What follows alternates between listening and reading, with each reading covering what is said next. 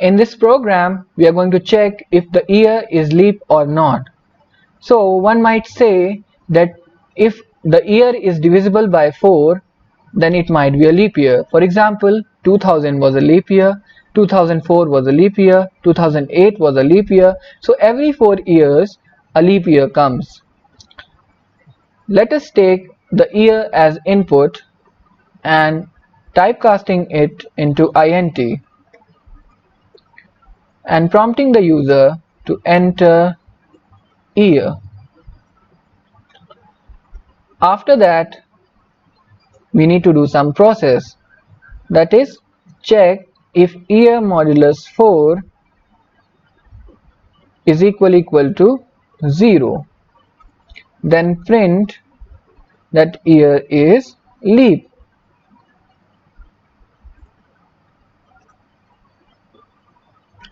If the condition fails, then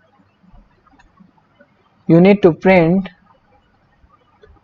not a leap year.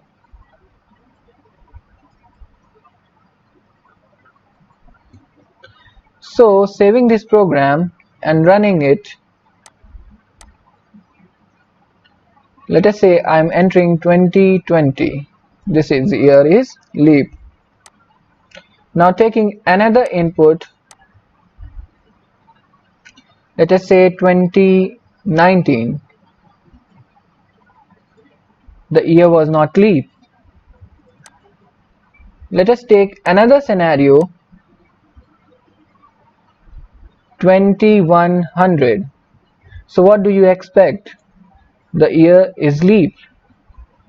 But that is not the case. If you search on Google, on calendar, you will see that year 2100 is not a leap year.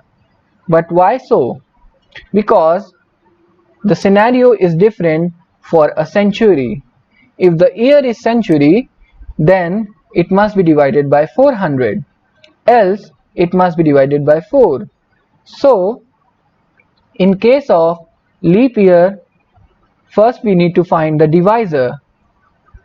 So, if year modulo 100 is equal to 0, then divisor would be 400.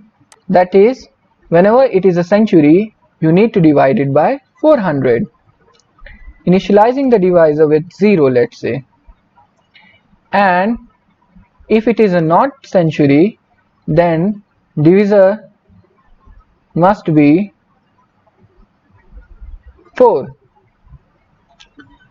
Now instead of 4, write divisor here.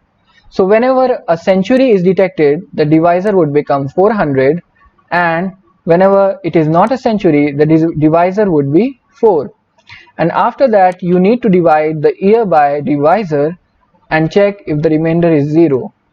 And if that is case, it would be leap year, and if that is not the case, it would not be a leap year.